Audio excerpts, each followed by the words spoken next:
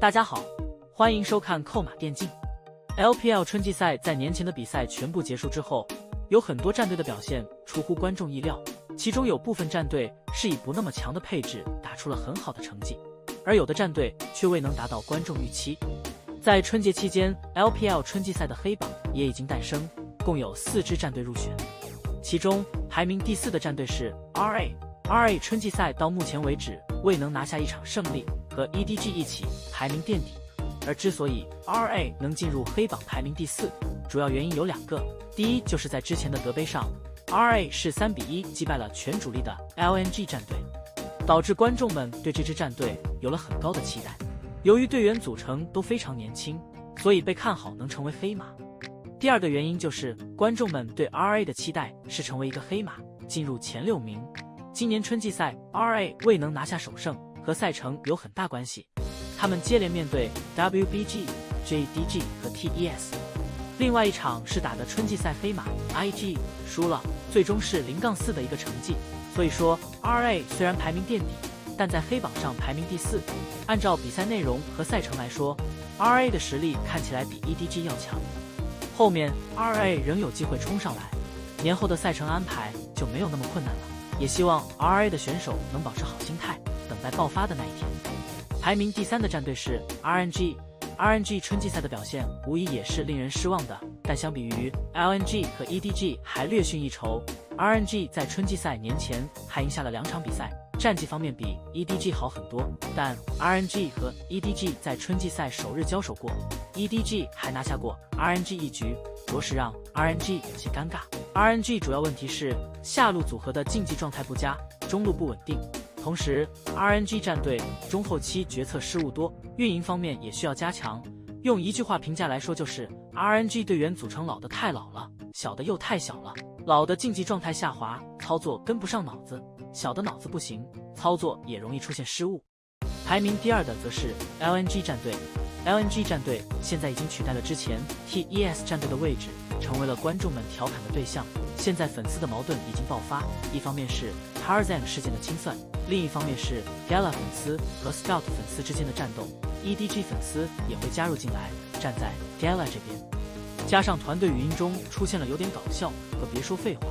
让观众们觉得这支战队的选手都是压力怪。LNG 战队作为去年夏季赛的亚军战队，虽然说世界赛上被 T1 轻松横扫，但还是被很多观众看好在今年拥有冲冠实力。然而 LNG 今年所展现出来的整体竞技状态确实令人失望，之前最稳定的双 C 开始出现各种失误，上路被看好的 Zika 选手成长似乎陷入了停滞状态。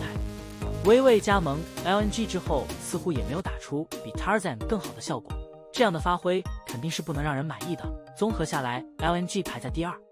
排名第1的战队，相信很多观众都猜到了，就是 EDG 战队。作为 LPL 历史第1俱乐部，传统豪门，拥有深厚底蕴的 EDG， 在换上青春风暴战队之后，直接联盟垫底。队内选手配置水平偏低，失误率偏高，选手稳定性不足 ，carry 能力也不足。EDG 现在可谓千疮百孔，个人认为 EDG 后面即使有提升，也很难再掀起什么风浪。看俱乐部的意思，今年 EDG 就是练兵来的，成绩方面不要抱有太大的期待，只是可惜打野节节，当打之年带新人，如果心态受到影响，后面自己的实力估计也会有很大程度上的下降。除了黑榜排名外，大家还对上单排名进行了一个评选。S13 全球总决赛上 T1 战队拿下了俱乐部的第4座世界冠军， Zeus 选手当选 FMVP 之后，就有讨论说 Zeus 的实力是否能排名历史第1。去年 T1 战队是在总决赛的舞台上3-0横扫 WBG 战队拿下冠军，其中上单位置的差距巨大， The Shy 几乎把都会被 Zeus 压制，所以很多观众认为 Zeus 的排名可以达到历史第1的水准。但很多观众也给出了相反观点，认为 FMVP 这个奖项的含金量没有那么高，类比 NBA 联赛，只能代表决赛表现最好的选手，不一定是队内最有价值的选手。Newbury 在最近接受采访的时候被问到认为世界上最强的上单是谁，牛宝直言，虽然 Zeus 也很厉害，但还是觉得 The Shay 是历史第1。他表示，在看 LOL 比赛之后，从来没有一个选手能打出 The Shy 选手的水准 ，The Shy 带给他的冲击力是最强的。关于到底谁是历史第一上单的这个争论上，其实目前来说，大多数人还是认为 The Shy 是历史第一的水准，即使是在韩网的评选中 ，The Shy 都是排在第1位。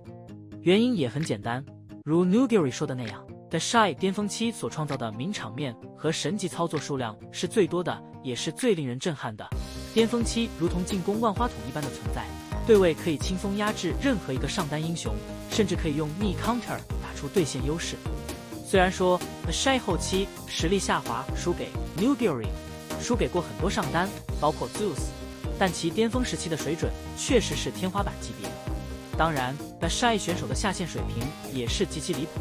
走火入魔期间，经常性的出现单局大量死亡的数据，导致队伍非常难打。但一般来说，衡量一个选手是否强弱，主要还是看巅峰期的表现和荣誉。在英雄联盟电子竞技项目中，上单可以说是最难保持巅峰的一个位置。对比其他顶级上单 ，The Shy 最突出的能力就是单人 carry 能力领先非常多，即使队友不帮助的情况下，巅峰期 The Shy 一样可以打出对位差距，甚至在平稳发育的情况下，The Shy 团战期的声音也更大。换言之，巅峰期的 The Shy 是独立于团队之外的非体系型上单，可以很大程度上无视队伍打法，无视英雄选择，打出优势的上单。现在来说 ，Zeus 是有机会超越 The Shy 的，关键就是看 T1 今年能否维持好的竞技状态。如果今年世界赛还能夺冠 ，Zeus 保持自己的高水平的话，应该可以排名历史第1。好了，以上就是本期的全部内容。你们觉得谁是第一上单呢？大家有什么想说的？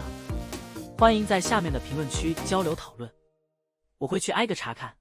感谢老爷收看，欢迎点击订阅，我们下期再见。